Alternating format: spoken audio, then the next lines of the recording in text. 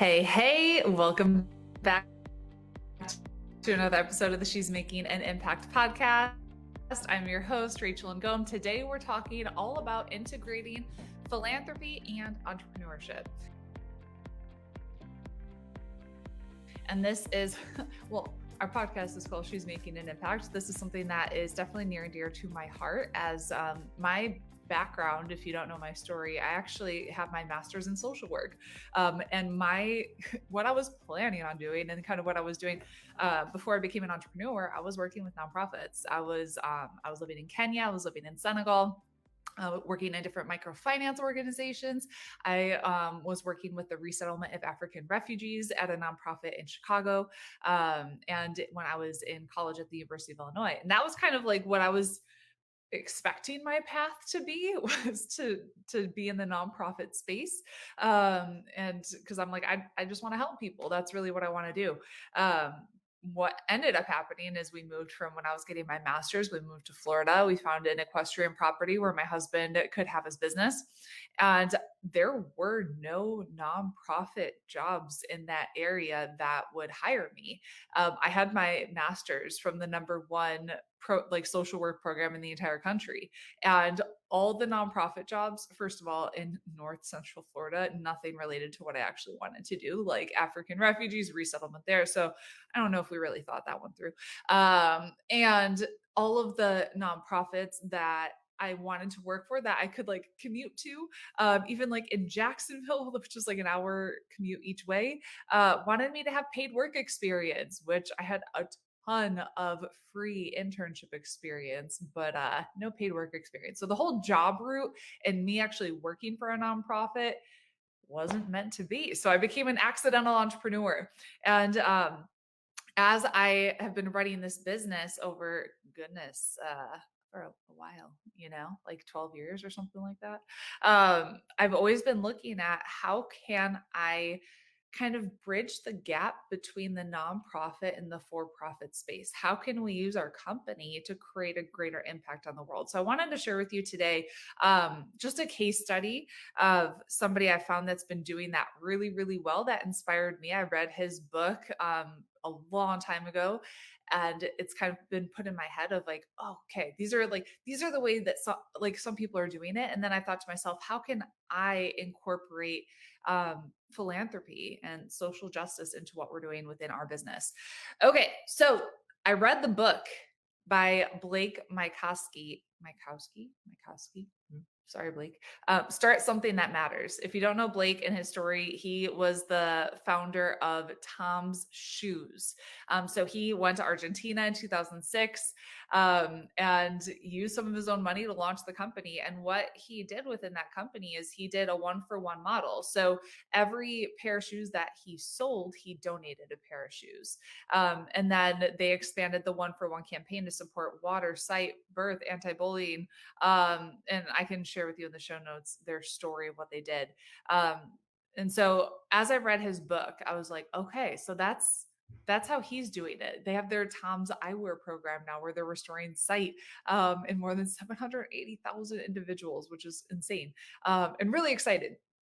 So I'm looking at, there's different models that you can do this, and it doesn't have to be one for one if you don't have a physical product or something like that. So that is one way that you could do it. It could be a one for one model. I've seen this done with like eyewear, right? Like glasses for, you buy a pair of glasses, they give away a pair of glasses to someone who can't see. Something that Another option, let's say you have something high ticket, it could be you sponsor a child with each enrollment that you have in that program. And so we have sponsored children with Compassion International and also World Vision. I actually got to meet one of our sponsored children in Compassion International in Kenya, and I got to go to her village, really see like what the program was all about. We planted a mango tree together. It was really, really fun, and really sweet just to see the actual impact that you're making in that one person's life. So if you want to go that route, World Vision, Compassion doesn't serve people in Senegal, and I really wanted a kid from Senegal, so that's why we have them in both. Another option is to donate a percentage of the profit that you're making within your business, and so you get to decide what that looks like. of what percentage of profit you want to do. And you get to decide what is near and dear to your heart. What is an issue that you see that really makes you mad? Different other, so you can donate percentage of profit. Other things that we have done is, I've been a part of summits and hosted summits where we sell a bundle at that summit, and then we donate 100% of the profits from that to, for example, under Operation Underground Railroad, which, if you have not seen, oh my gosh, why am I totally blanking on the name of the movie that I literally just saw? Hold on. If you've seen it, Sound of Freedom, duh. I need another cup of coffee, clearly. So if you haven't seen Sound of Freedom, it's all about Tim Ballard and Operation Underground Railroad, and it is, I was like, this movie is inspiring and also terrifying, and creates all of the emotions. My mom was like, I only brought one tissue, I need more. So highly recommend seeing that movie while it's still out in theaters. Really, really good. So that's some of the things that we've done. We've hosted different events where we're selling something at that event, and then we're taking the profits from that, and then we're donating it to a different nonprofit. Other things that we have done, and I want to share some of these things just to get your mind thinking about what could you do. You don't have to be working at a nonprofit or running a nonprofit to be able to make an impact. You can use your business, and I think that's one of the biggest things I want you to take away from this is it doesn't have to be nonprofit related. You could do it could be within the for-profit model, and it's basically in a model called social entrepreneurship.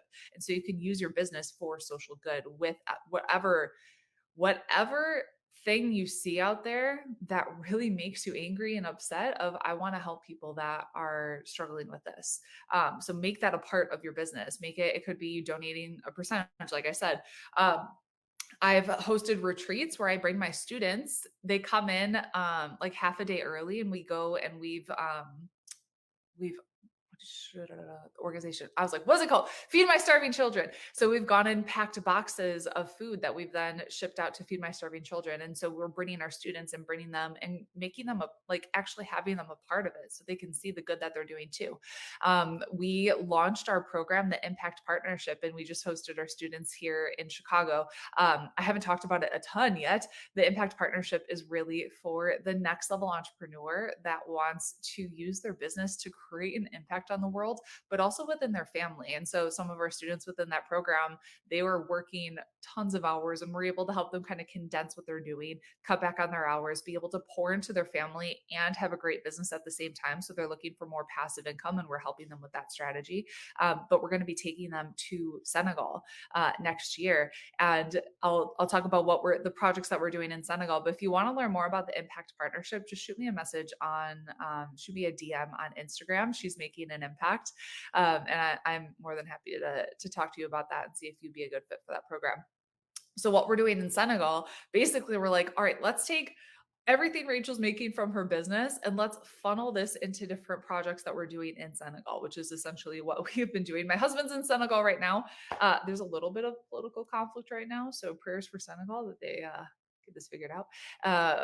There, but it's kind of like America. Anytime there's an election going on, there's shady stuff. So, anyways, what we're doing in Senegal, we have purchased different plots of land, and the one plot of land right now that my husband's really focused on is we have all kinds of different hot peppers and mangoes and all different things that we're then able to hire people.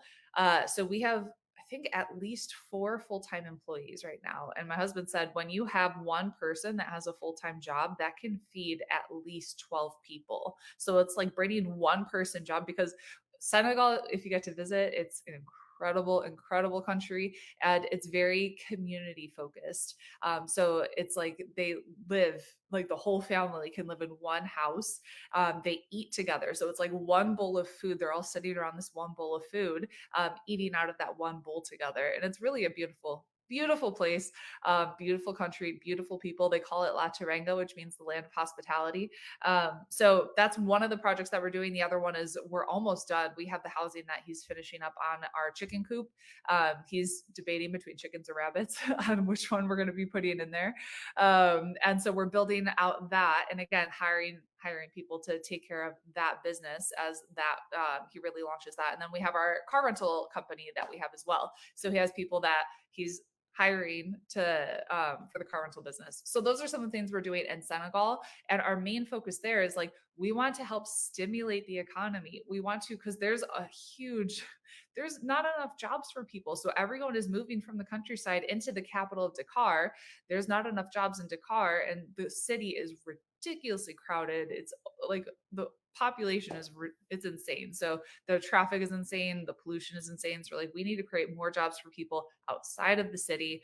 So that is kind of our focus with that.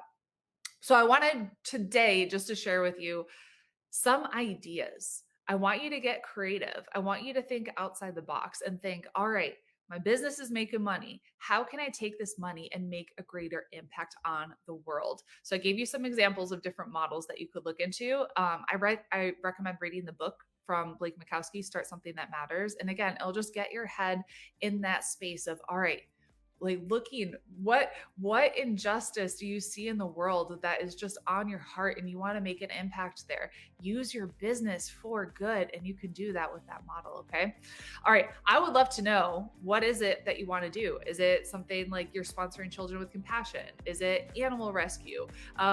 Is it human trafficking? What is the thing that is near and dear to your heart that you want to really support in with your business? So I'd love to know what that is.